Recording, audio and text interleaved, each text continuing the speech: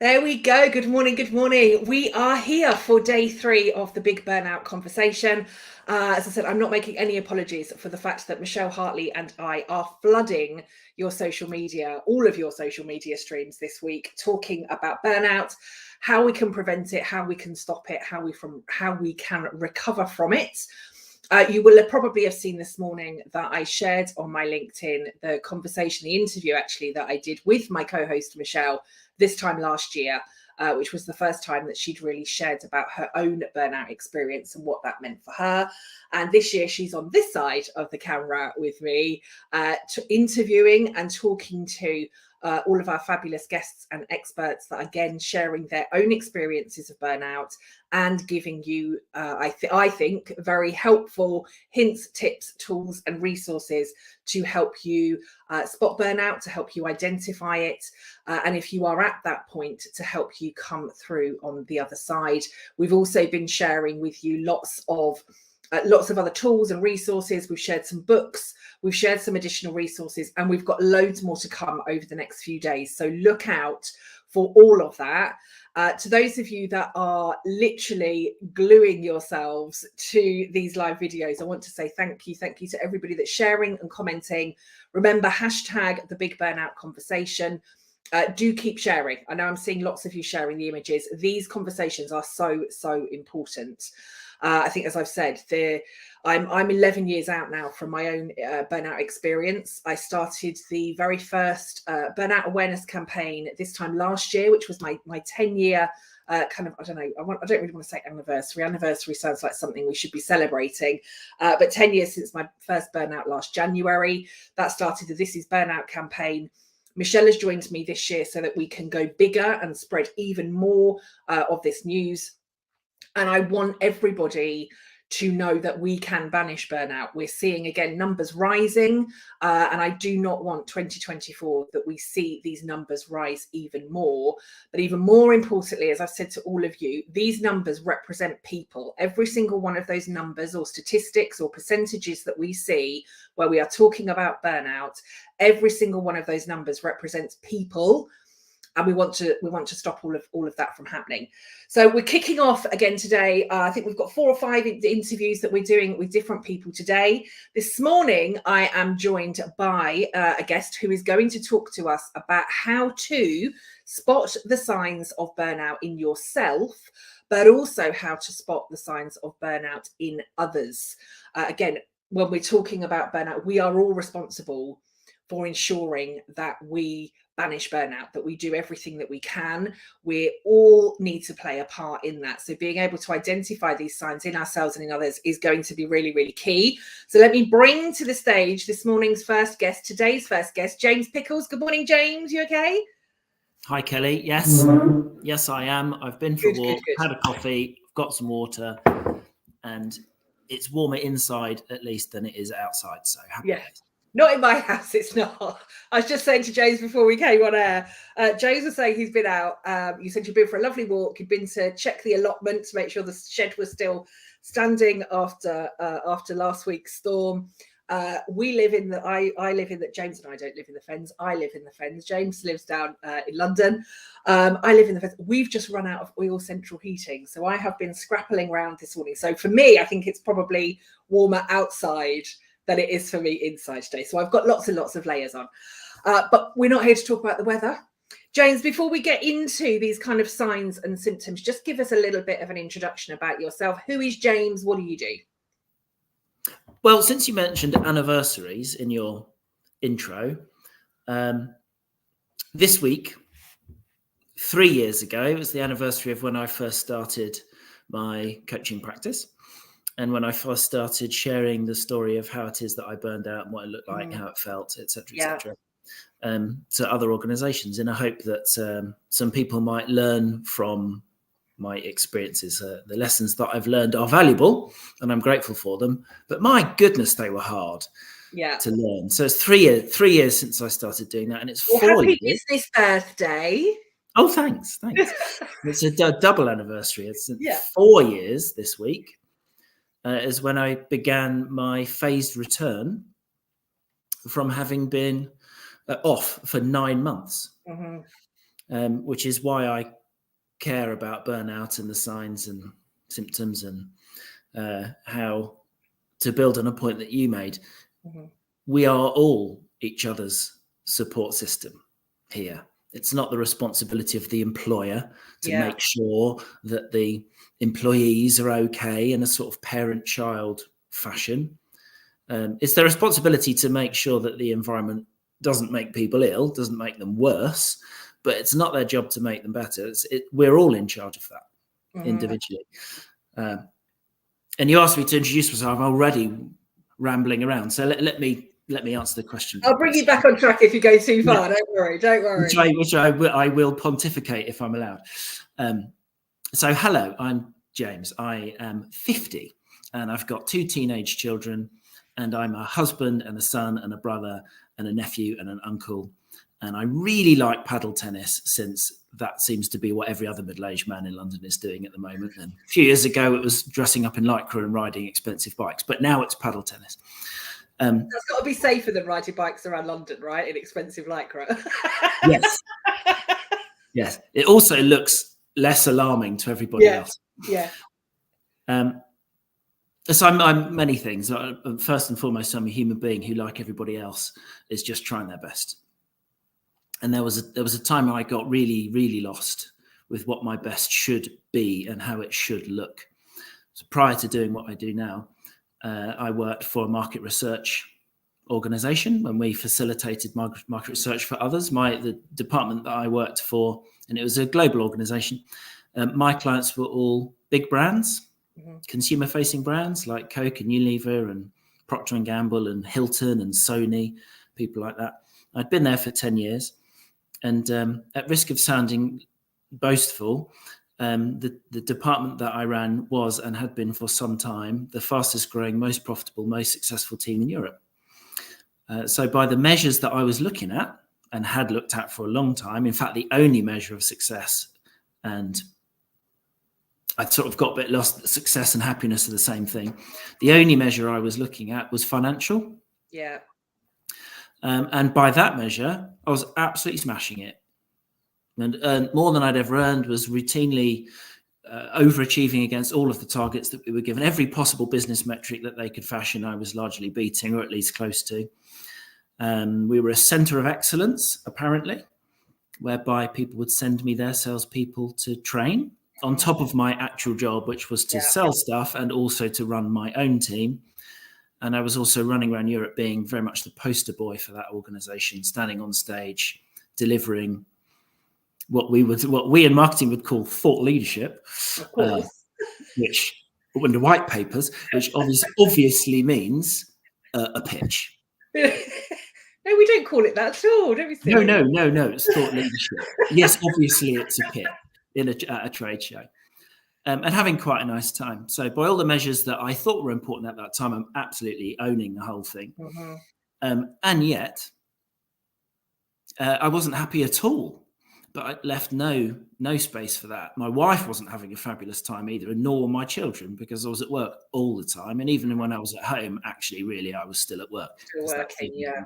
You know. So funny one, really. And then in 2019, in March, roughly the 21st, I'd been to yet another trade show, and a colleague of mine, Susan, turned to me in the pub that we were in. So we'd all been at the show, and I'd been running around setting up meetings with people and thought leading. And she turned to me and said, "How are you?" Perfectly normal question. And I replied in the same way that I always replied to that question, as many of us do. "Fine, thanks. Great, in fact. How are you?" And she goes, "Oh, yeah, good." But she'd obviously seen something. And she went in again and went, "You don't seem quite yourself. How are you? What's really going on?" Kind of thing. I actually forget the exact phrasing, because I accidentally told the truth for the first time in my professional life, probably adult life. I was so tired, so strung out, accidentally told the truth and went, "Actually, I don't think I am fine. I can't do this anymore. This is too hard." But I didn't even finish the sentence. I only got to the bit where I said, "I'm not fine." And in hindsight, I was admitting it to myself more than to her. But in the process of doing so, something broke. Yeah. In my heart, probably. And I ended up completely unraveling. So I went from feeling on top of things to uncontrollably sobbing in front of her, my boss, the head of Europe, the most senior guy in my sales team, a couple of other technical directors that I worked routinely with.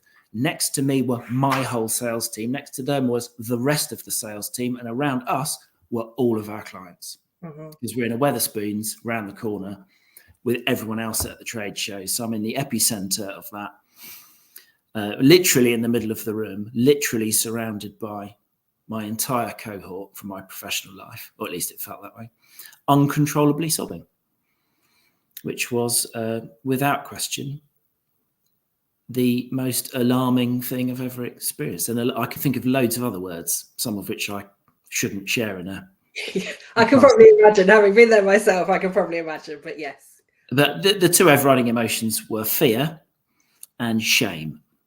That's what I was kind of sensing from shame. Yeah. Absolutely. I then got really, really drunk because actually everyone was kind. To my enormous surprise, I was surrounded by actual humans who actually do give a care about. Yeah, yes. Let's be human. I don't care. LinkedIn can ban us. Just go for it. Let's go for it. But here I was, right, unraveling, which was very, I'm going to sound pompous now. My brand at work was all about calm, control, confidence, and delivering. I had relentlessly behaved like that. And that's what I thought was expected of me. And that's what I expected of myself. And my behavior in that moment was the antithesis of that. And I couldn't stop. That was the scariest thing. The harder I tried to stop crying, the worse it got. And I had that tension headache. You're trying to hold it in. Snot's coming out.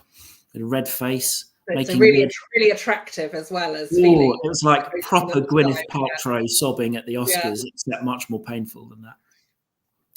And everyone was just really kind. Like, to be fair, most of the sales team and everybody else kind of sloped off going, this is awkward, because it was.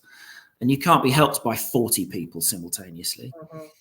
You can only be helped by a couple. So I was left with just the most senior half dozen of us. And to my immense surprise, not only were they kind, didn't think I was being a complete arse.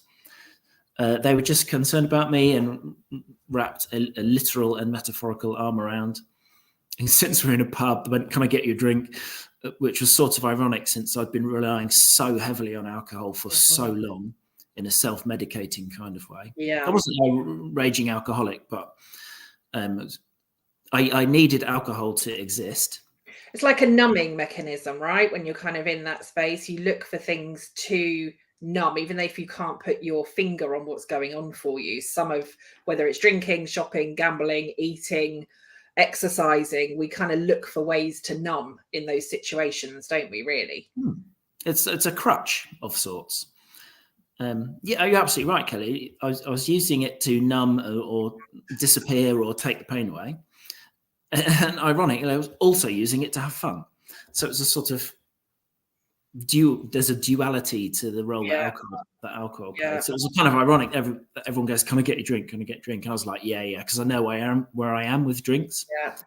Got really smashed, went home, which actually, by the way, getting pretty smashed had become normal by then, as was going home late and then probably snoring and twitching all night. So my wife, not unreasonably, was quite annoyed with me the following day, which also passed for normal by then.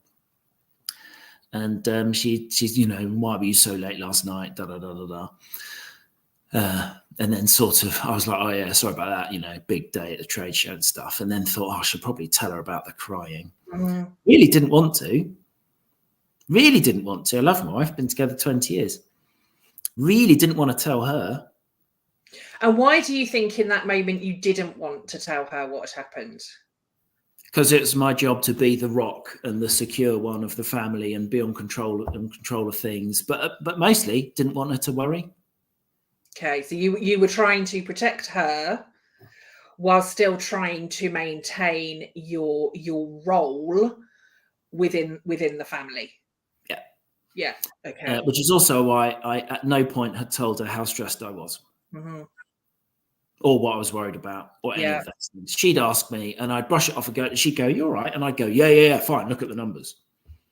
And we can afford that nice Mark Warner holiday this year because I've just got a bonus. as I was busily trying to spend as happy to compensate for my total emotional absence for the whole of the rest of the year. And in order to spend as happy, I had to earn more. Mm-hmm. And Which to meant earn more, working I had to more, work harder. working harder. Yeah, absolutely. Yeah. So then you end up in that cycle. How long do you think you had been in that cycle for before you had that Weatherspoons moment? Like deeply in the cycle since 2015. So we're talking what, 4 years by that point? Yeah, because 2015 was the year that for the first and only time in my whole 10 years at that organization, I missed my target that year. Okay. And there was a few things going on in the marketplace at that time. There was lots of mergers and acquisitions. So quite a few of our clients bought each other, so had two big buying points went to one, and there was a good 6 months of buying nothing. Yeah. Whilst all of that. So there's a lot of disruption in the FMCG market in 2015, which I knew, but that didn't sit well at all. I mostly took that as a personal failure.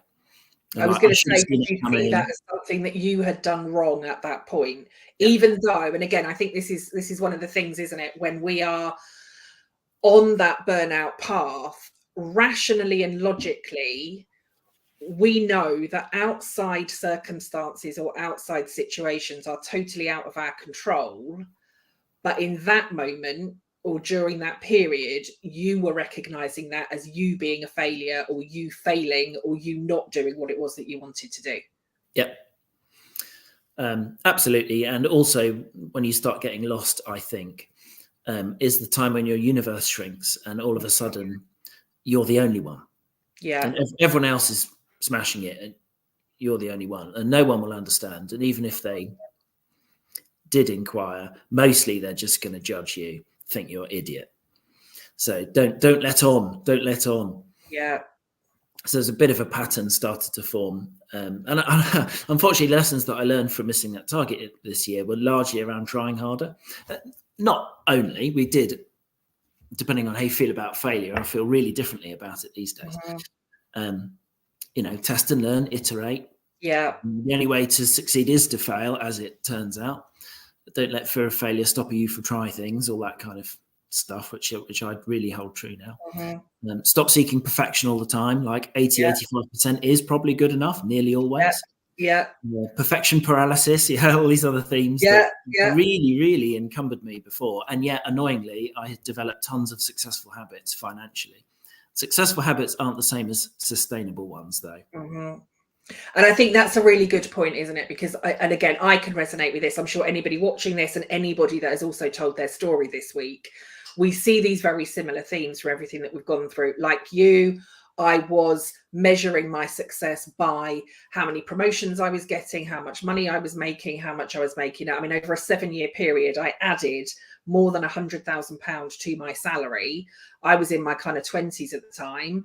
And similarly to you, I had the cars, I had the holidays, we had the big 7-seater, we had the 2-seater sports car, we had the house, we had the holidays, all inclusive holidays, all of those sorts of things. And all of those were measures of success, right? This is what we are told. To be successful, you work hard. And when you have the money and you've worked hard, you can have this particular lifestyle. But again, for a lot of us, actually, that masks a lot of what is going on.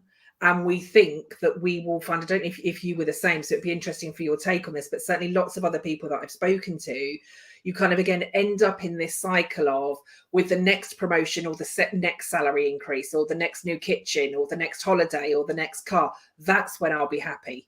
I've just got to keep going for this period, and the next big purchase or the next big spend or the next promotion, that's when I'll find happiness. And so we constantly end up chasing and chasing and chasing. And ultimately, because I suppose we are the issue at that point, right? We need to find our own happiness, but we end up chasing. And as you said, pushing harder, bigger goals, bigger targets, feeling like a failure if you don't achieve what it is that you need to achieve. And so you then push even harder in that cycle to try to prove that you're not a failure and that next thing is going to make you happy. Does that kind of resonate with you? My goodness, yes. And you, as a consequence, you end up living in the future all the time. It's about tomorrow. And what happens then is you forget to live today. And I also, as we most people do, I think, and certainly I did. You largely think you're invulnerable anyway, a little bit superhuman. So you keep acting and behaving and operating in the way that you kind of did in your 30s, and in your head you are still that 25, 30. I definitely am. And then the rest of it just goes, but you're not though, are you? You're 50, and you know, the cost of operating in this slightly unreasonable way, the tally grows, right? The difficult thing is you don't know what your limit is really till you've gone past it. Mm-hmm. And that's what happened. This whole organism of the body and the heart and the mind, they're so resilient. It's like an incredible bit of kit. But it is breakable. Annoyingly, you can run in the red zone for quite a long time. You can run on fumes for quite a long time. You can bounce along from one adrenaline high to the next. Your capacity to process cortisol is really extraordinarily high. And you can have this like systemic inflammation that exists as a result of this adrenaline cortisol pattern. You can operate under duress for ages. Mm-hmm. And when somebody goes, "You're all right," you look a bit off, all you do is project what you want people to see. I realise I'm generalising, of course. But we get really good at masking it, right? Because as you said, we don't want anybody to think that we are failing or that we're not good enough. So we get really good at masking everything that we're feeling because, as you said, the universe shrinks and you end up thinking that it's just you that's the problem. Yeah. I'm going to go on mute for a moment. I'm going to just come off stage. Well, hack it up, Kelly, and I'm having this coughing fit again. So I'm going to go and grab another water because I've finished everything that I've had on my desk. But just continue to talk to us about what you're about, and then maybe also start to talk to us about kind of some of these signs and symptoms that I'm sure were there already, but you were probably either excusing them or ignoring them in the run up to that kind of Wetherspoons moment. Yeah, sure. So actually there were loads, even though I wasn't particularly aware, and that was half the issue. So there were lots of signs and signals going on, but I was unable and unwilling to see them for what they were. I was too invested in putting on, and I really think of it as armor. So I put my armor on before I went to work, and every time I took a bit of a knock, I'd upgrade that armor, a bit like Iron Man in the Marvel films. Better and better at masking and protecting myself so that people couldn't see what was really going on inside.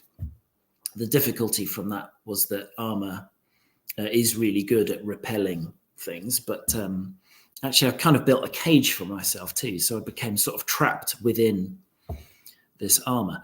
And a bit like the frog in the pot of water, the parable of the frog, where in the beginning the water isn't hot, so you don't notice, but it gradually heats up over time. So all of the little signs and symptoms that began to manifest started small and then incrementally grew, such as the amount of times that I would wake up with a headache, low level, partly because of drinking loads and not having enough water and not eating properly. So there's a sort of dehydration factor as well, an alcohol one. But tension headaches was one. I'd run around with lower back pain for a really long time, and I put that down to a combination of posture, my desk setup, also still playing lots of rugby, doing tons of sport. So I'd cycle to work every day. I'd do about 100 miles a week on my bike, and had the Strava app. So I would measure all of my activity all the time, again, because I was so lost with targets. And the only way to know if you're doing well or not is to have a target. If I can't measure it, what's the point in doing it? And also, if I can't win at it, what's the point of doing it? So I'd race myself to work every day. Loads of physical exercise. So back pain was going on. There was loads of sleeplessness and quite specifically night sweats, which would ebb and flow. So not uncommonly would I wake up 3, 4, 5, 6, 7 times a night. That sort of every 90-minute cycle. So I'd never really get into a deep sleep. So I was a very light sleeper. It also would take me 1, 2, 3 hours to even get to sleep in the first place, which was great for reading fiction. I would pile through fiction books as a way to try and distract myself, but not getting very much sleep. And bizarrely, I'd wake up so often, soaked in sweat, that the sheets would be damp. I'd have to get up. There was a towel next to the bed for this purpose, towel myself off, then lay the towel back on the damp sheets, and then go back to sleep 3-4 times a night. 3 or 4 times a week. And that passed for perfectly normal. Also was normal to not eat a morsel of food until 2 or 3 o'clock because I was too busy. Totally normal to have alcohol every day, with the possible exception of Monday. It became normal to drink by myself on my way home. So I commute in and out of Waterloo. And the train line that I'm on, there's 2 trains an hour. So very infrequently would I be there exactly at the right time to get the train. So if there's anything more than 8 minutes until the next train, I'd pop up above platform 1 to the cabin bar, which no longer exists, and I'd have a quick pint. So lots of signs and symptoms. And then the more psychological ones was increasingly distracted at home. So I found it incredibly difficult to properly engage. I was sort of present, but not present. Physically present, but mentally, emotionally not. Reflexive checking of emails all the time.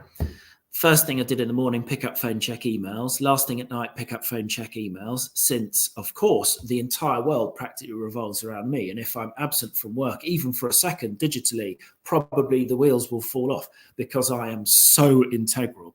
I hope it's coming across how sarcastic I'm being at this point, because of course I'm not that important. And of course the world will still turn if I don't look at, it's going to get sweary for a minute again, if I don't look at emails. But I'm so lost in the idea that work is more important than everything else. Everything else is secondary. So there were lots of signs and symptoms. But I didn't like the look of them. I liked the look of the calm, confident me, which I was putting more and more effort into projecting. And the greater the gap between the real me and the projected me, I think that's where the tension really lay. And I was wearing this armor.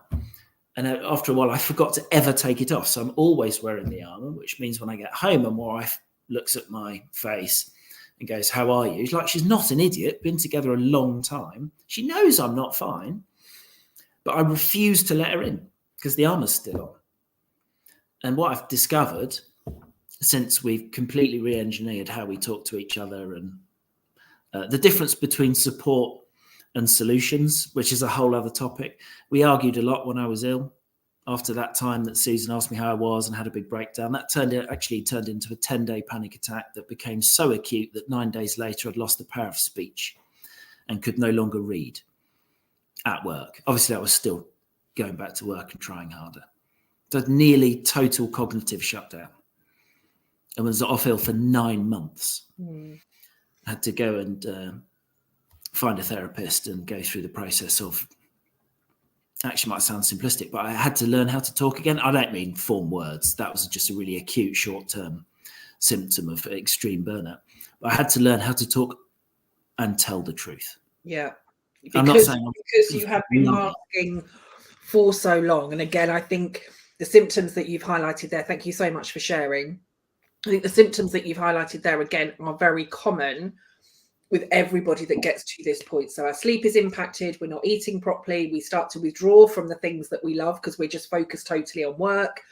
As I said, we look for those kind of numbing techniques. All of the physical symptoms really have been there for a really long time, right? But we tend to ignore all of those until it really begins to kind of overload us, either physically to the point that we can't move or mentally to the point that we cannot function. That tends to be the kind of what I call the kind of pinnacle moment for lots of people. And I'm kind of interested to know if you could dig a little bit more into what you said between the kind of real you and the perceived you. So that really is the entire premise of my book that I kind of wrote about my experience of kind of burnout and then kind of beyond, really.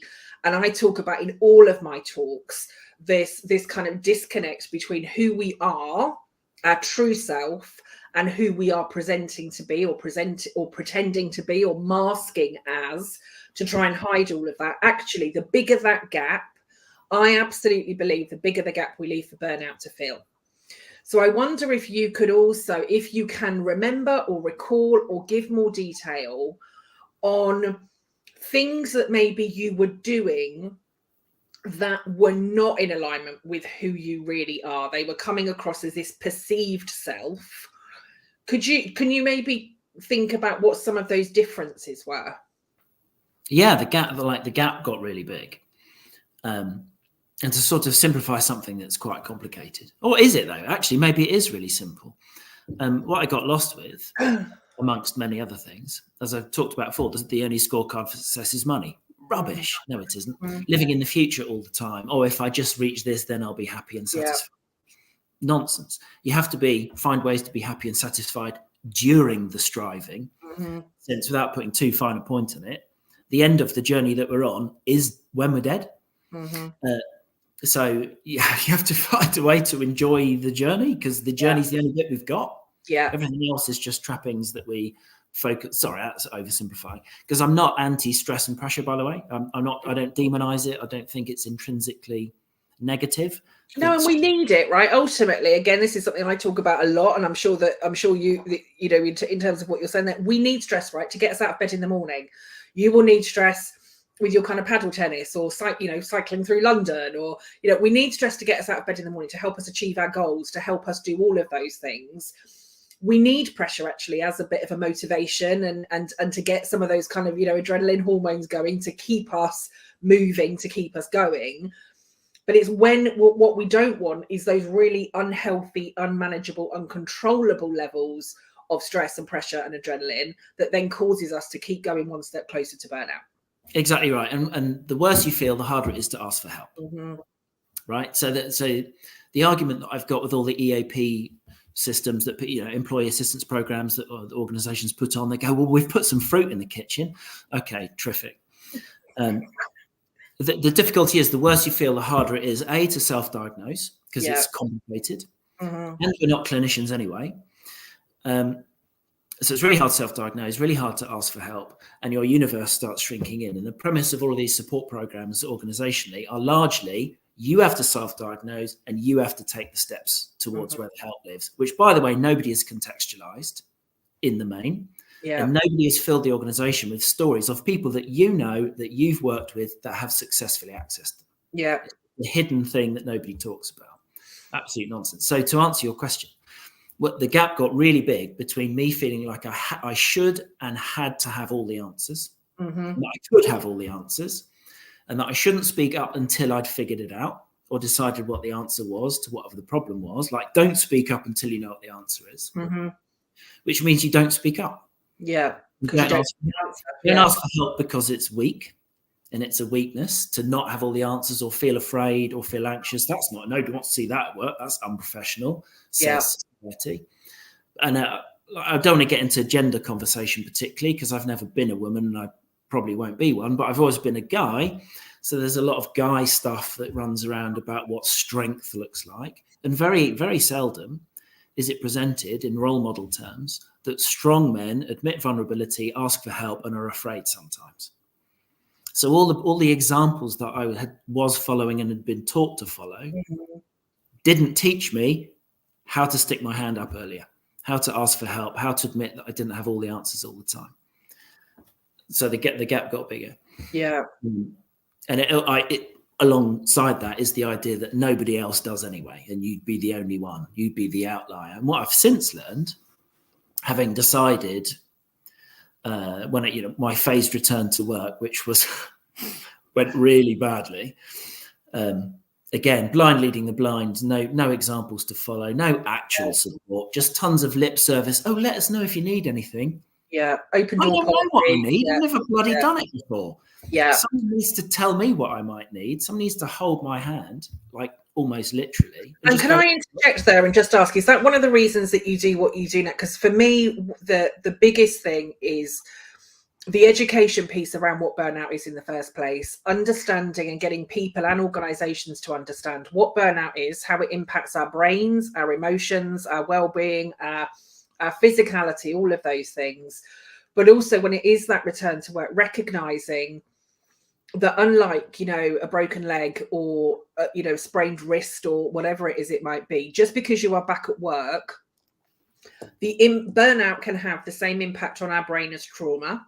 It can take up to 3 years to recover from.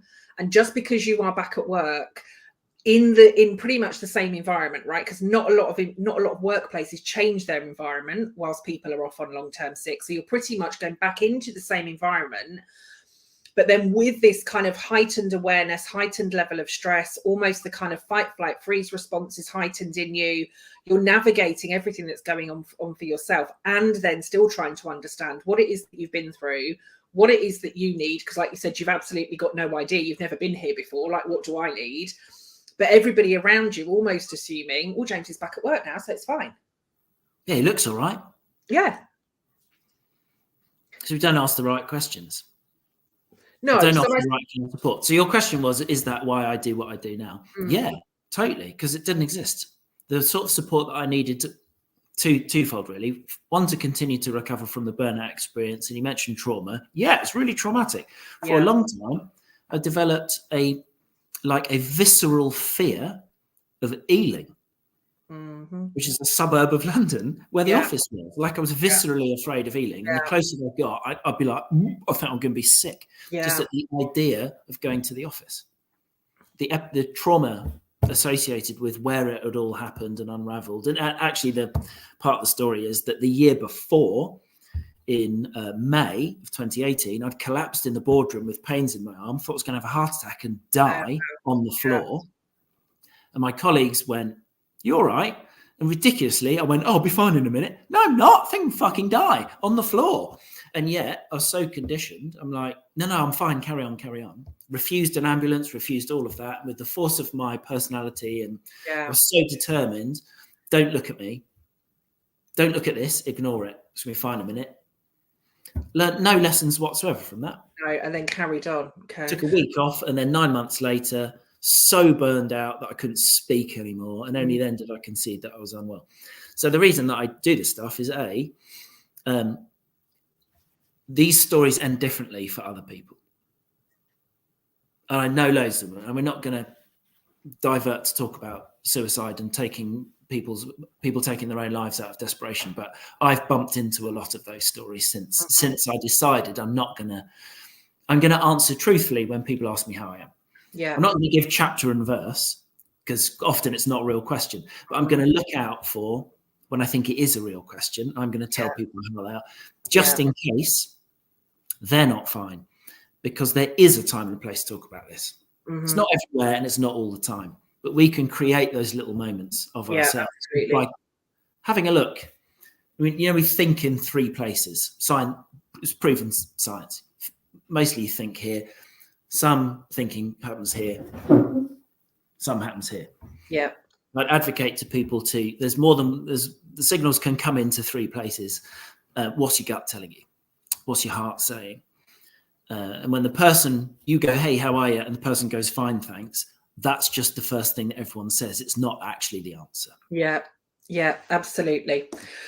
Oh, I mean, there's so much we could unpick, and I've absolutely no doubt. I do this with all of my guests, but I'm sure we could talk about this all day. In the interest of time, James, yes, a couple of questions. The signs and symptoms, then, and I want to kind of go. Well, let's kind of go a bit more general. Yeah. What do you think are the first signs? So, from an individual perspective, at what point do you think some of those early warning signs, or what are the early warning signs that would say go and get some sort of help? So be that speaking to your boss, coaching, therapy, speak to a doctor. And I know there will be different levels of that for different people. But at that first point that we need to reach out, what do you think some of those early warning signs are? So the ones for me, there's a combination of physiological and psychological. Well, there's kind of three out there: physiological, psychological, behavioral, right? So, and the other question to go along with it, and I promise I will succinctly answer your question. The difficulty is people compare themselves to yesterday. Yeah. How are you feeling? Well, since yesterday, normal. I feel better at work, yeah. So you've got to zoom out a little bit and go, however I'm feeling at work and in life at the moment, how did I used to feel a couple of years ago? Mm-hmm. And how big's the gap? Is the gap big? So we're going to ask slightly different questions. In terms of like early warning signs, so compulsive checking of emails all the time would be one. Like, can you go an evening without picking your phone up, worrying about a piece of work? Is work at work, or is work Yeah. blending? And obviously it's quite difficult now with hybrid working Yeah. situations. I detest the idea that people work at their kitchen table. There should be a dedicated space where that work lives, and the home should be completely devoid of visual reminders of work, because it's too easy to get sucked in. So I compulsively check. Yeah, and I think that's a really, really good point. And I think it's also challenging for some people that do not have the space in order to be able to do that. But I think that's where we can, not just assume that it's either home or office, right? You could be making use of coffee shops or hotels or parks or co-working spaces or all of those sorts of things. But yeah, you don't want that visual reminder all of the time about your work, because then you're more likely to pick it up, right? Yeah, and I totally get it, by the way. I know that I'm really lucky. I live in Southwest London in a house, firstly. I've got down there is the office at the bottom of the garden. I'm super lucky. I totally get it. But if you're in a position where you have to work from home and you don't have the luxury of all of that space, I get that. Mm-hmm. I just would advocate that you had some sort of box, a storage box of get it away at the end of the day. With discipline, pack it away. Mm-hmm. Pack it away. Lots of people have got one phone. I used to have two, but I didn't use them properly. But have two phones, like notifications. My God, you have a choice as to what your phone is allowed to send. I don't have notifications on mine. No, I don't either. But loads of people do. Switch them off. Switch them off. Anyway, signs and symptoms. So for me, it was chronic sleeplessness. I was barely getting any sleep. If you wake up with night sweats more than once a month, even, and perhaps you've heard of the Goldberg anxiety scale, Kelly, you might have come across that. Yeah. So there's 9 things on the Goldberg anxiety scale. It's an indicator diagnostic. It's not a diagnosis tool per se. There are just some early warning signs: sleeplessness, anxiety, irritability, pain. There's 9 things on it. And the key point about the anxiety scale is frequency, actually. Mm-hmm. In the last month, have you regularly experienced some of these things? So I'd be thinking about, at least in the last month, have I found it really hard to go to sleep, waken up loads of times, sometimes sweaty, fairly frequently in the last month? Okay, that's probably worth having a look at. Mm-hmm. Am I drinking all the time or more than usual? There's big changes in patterns. More than usual. Is that a thing? Have I sat with lower back pain or headaches or tension in my neck very frequently? And they all add up. No one thing means, ergo you've got burnout coming. Mm-hmm. I don't mean that. I'm just saying your body sends you signals. Yeah. And you have to ignore them. Have to not ignore them. You have to pay attention. Yeah. Yeah. So what I really advocate, what I run around doing now, is saying, firstly, whatever it is that you're experiencing, you aren't the only one. I mean, statistically, according to what reports you read, it's like 6 out of 10. Mm. The likelihood that you're the only one experiencing this at this moment is vanishingly small. Almost certainly, if you go to an office, you are literally surrounded with people who are on the scale of this. Mm-hmm. Yeah. We have to find a way to create the time and the place to talk more openly. Yeah. So I'd be doing that. And we've also got to get rid of some of this like terribly Western British idea that it's selfish to talk about ourselves and we don't want to bother and burden other people. Like, flip that on its head. Yeah. Ask somebody how they are. Ask twice. Yeah. Go, hey, how are you? Oh, yeah, fine, thanks. We know we're going to say that, so ignore that one. How are you really? Or how are you? Yeah. Oh, yeah, I'm fine. And then listen at that point, right? Because again, I think sometimes, and again, the biggest thing that the biggest kind of moment for me, I think, really was actually having someone to listen, not somebody to fix, not somebody to tell me it was okay, not somebody who was going to ignore me, not somebody who, you'll be all right tomorrow. Like, it's not that, is it? If you are asking that question genuinely, and you said a few moments ago that you listen out for actually when it's a genuine ask of how are you, and where somebody's just like, hi James, how are you? Knowing that they don't want to know the answer to it. It's just a bit of kind of small talk. So it's important that if you are listening, if you're asking that question, that you are able to listen. And that doesn't mean fix or problem solve or do anything. It just means listen, because I'm Yeah, there's a sure whole stream. We could spend an hour talking about we different could spend a week talking important about that. But solutions. again, I think in terms, if we kind of loop back to kind of where we started the conversation in terms of your kind of Wetherspoons moment, maybe we need to kind of trademark that, maybe, because we're not promoting Wetherspoons. But I think other low-cost pubs are available. Other low-cost pubs are available. But yeah, I think it's, in that moment, if you'd have just been asked once, you're right, yeah, okay, I'm fine. It's unlikely that you called it your unraveling, but it's unlikely that would have happened to then allow that Wouldn't have. process to Not start. unlikely. It definitely wouldn't have happened then.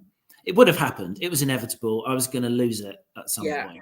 Yeah. I was about to be promoted into a much higher profile global role, funnily enough. So I was about to get paid more, have bigger targets and more visibility. If Susan hadn't asked me, I'm not trying to be trite or glib. If she hadn't asked me that, it was going to happen anyway. If she hadn't asked me then, I would have lasted another 6 months, I reckon. And I would have unraveled even more. The higher you climb, the harder the fall, that sort of thing. Yeah. I don't think we'd be having this conversation. Well, we wouldn't. I'd probably be dead. It probably would have killed me, or I would have done my self-harm by then. So just to try and make this practical and conscious of the time, to build on that theme. So you got to ask twice at least. Yeah. You might have to give to get. If this is the first time you've really asked somebody, they don't know what the rules are. Yeah. You might have to go first. Set the example, set the tone. You're going, hey, how are you? And they're like, yeah, fine, thanks. How are you? Yeah. That's your cue to tell the truth. Well, actually, it's been really tough at the moment. Actually, I'm a bit worried about this project or this stakeholder or whatever. I'm not sleeping very well at the moment. I thought maybe I saw something in you, so I just thought I'd check in. Yeah. Got to share a little bit. Yeah. And since sometimes the thing that the person needs more than anything else is to be listened to, there's an acronym that I learned, and I like simple, and the acronym is WAIT, WAIT, and it stands for, why am I talking? If I've asked you how you are, why am I talking? Especially if I'm forcing my unsolicited advice down your throat. You didn't ask for my help. You asked, in fact, you didn't ask, I asked. My job is just to let you say out loud, articulate, give voice to some probably pretty complicated things that have been locked inside like a massively shaken snow globe. I don't know how I think and feel, actually, one of the big lessons. I don't actually know how I feel until I've said it out loud. Yeah. So the biggest gift that somebody could give me is to just let me say it out loud. And by me telling the truth and going first, I'm probably giving them the gift of the space to follow. So it's not selfish or stupid. We're doing each other a favor, supporting one another. As we said right at the beginning, we are all our own support structure. So let's take a couple of little really simple things that you can do. If you really don't want to know, don't ask, by the way. Yes. But if you do want to know, ask twice. And if they get going, wait. As you draw breath, because we're all very solution-focused people, especially in the workplace. Oh, I think I know what I might do about this. Wait for a pause and then plunge in with your unsolicited advice. And any sentence that starts with, why don't you just, is usually a fight. Avoid that question, everybody. Avoid it. It's not even it's not even a question, is it? It's a statement. Don't avoid it at all costs. James, thank you so much. Like I said, we could talk about this all day, and I'm sure we could dig much more deeply into your story and all of those things. Everybody that is watching, do go and give James a follow on LinkedIn. James, I've made a faux pas this morning, and I haven't put your website across the comments as I've been doing for lots of other people. What's your website? JamesPicklesCoaching.co.uk. JamesPicklesCoaching.co.uk. I'm adding that to the comments now because I have made a faux pas and not done that today. Do go and take a look at James's website. Do go and give James a follow over on LinkedIn. Just keep literally. I mean, James has given some really. And I want to say thank you again for being so kind of open and honest about it. And I'm sure this is absolutely going to resonate. We're definitely seeing themes in terms of these signs, in terms of the symptoms, the fact that, and we're going to keep repeating this. A lot of the time, it is your high performers that are getting to this point of burnout. And actually what most of us do as leaders, or what lots of leaders are doing, is when we see our high performers performing and doing brilliantly, we continue to give them more and more and more and more, because we assume that those that are struggling are the ones that are literally struggling. They're not meeting their targets. They're not delivering what they need to be delivering. They might be taking time off sick. They might be saying, I can't do it. I have been talking for years and years and years at this point. Your high performers need more check-ins than everybody else within your organization. I would probably not be here if I hadn't got to the point of burnout. And I say my first burnout made me really ill. My second quite literally almost killed me. James has said there, without that conversation, it's unlikely that he would be here. Like, these are real life issues that are impacting high-performing, overachieving, striving for perfectionists, that on paper, right, we look like we've got everything sorted. If we were to kind of Instagram our lives, we'd put, oh my God, like, it's so amazing. Some of those people are the most vulnerable to things like burnout, and we need to be doing more to support all of them. So I'm hugely advocating coaching all round today. Take a look at James's website. Reach out for coaches, any kind of support that you could get. James, just give us, if you've got one, just kind of one final thought to close this conversation, and then I'll leave you to get on with the rest of your day. What would you kind of want to leave listeners and or viewers with today? Oh, that's a great question. As you were talking about Instagram and so on, and there's a couple of quotes that I'll butcher, if that's all right. One is, comparison is the thief of joy. Yes. I've got. So be wary of comparing your behind the scenes to someone else's highlight reel. Yeah. And the other one's from John Wanamaker, who was Postmaster General in the US 100 years ago, somewhat of a philosopher. And here, there's a quote that is attributed to him. If you don't make time for your wellness, you'll be forced to make time for your illness. Yes. So that thing that you're kicking down the road, or it will be all right tomorrow.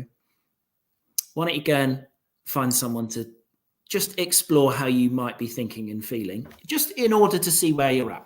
Doesn't mean you're burnt out necessarily, but till you've said it out loud, I'm not sure how we can really know how we're feeling. So just, there'll be someone to find someone to have a chat with. And if they want to chat back, wait. It's not about solutions, just about it's what support looks like for nearly all of us, I think, having somebody that you can have a chat to. Perfect.